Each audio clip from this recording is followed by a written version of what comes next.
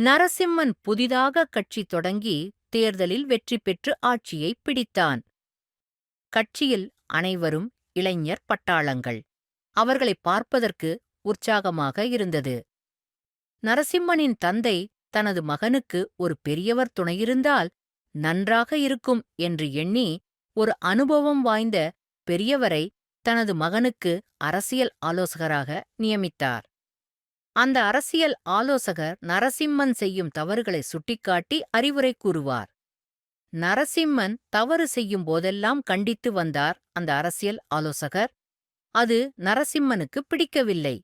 அவரை வேலையை விட்டு அனுப்பிவிட்டான். அதற்குப் பின்னர் ஒருநாள் நரசிம்மனின் தந்தை நரசிம்மனிடம், "உன்னை அழிப்பதற்கு பகைவர்கள் தேவையில்லை" என்று சொன்னார். புரியாமல் முழித்தான் நரசிம்மன்.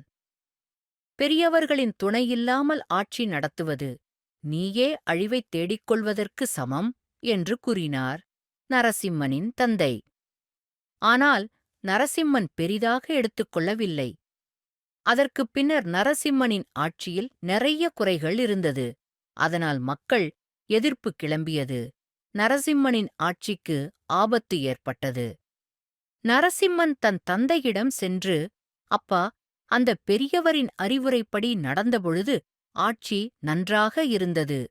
அவர் சென்றவுடன் நான் செய்யும் தவறுகளை சுட்டிக்காட்டி திருத்துவதற்கு ஆளில்லாமல் போனது" என்று தன் தந்தையிடம் சொல்லி மிகவும் கவலைப்பட்டான் நரசிம்மன். இதைக் கேட்ட நரசிம்மனின் தந்தை அந்தப் பெரியவரை மறுபடியும் அழைத்து நரசிம்மனின் அரசியல் ஆலோசகராக நியமித்தார். அந்தப் பெரியவரின் ஆலோசனைப்படி நடந்த நரசிம்மன் தனது கட்சிக்கு நல்ல பெயரை மக்களிடம் பெற்றான்.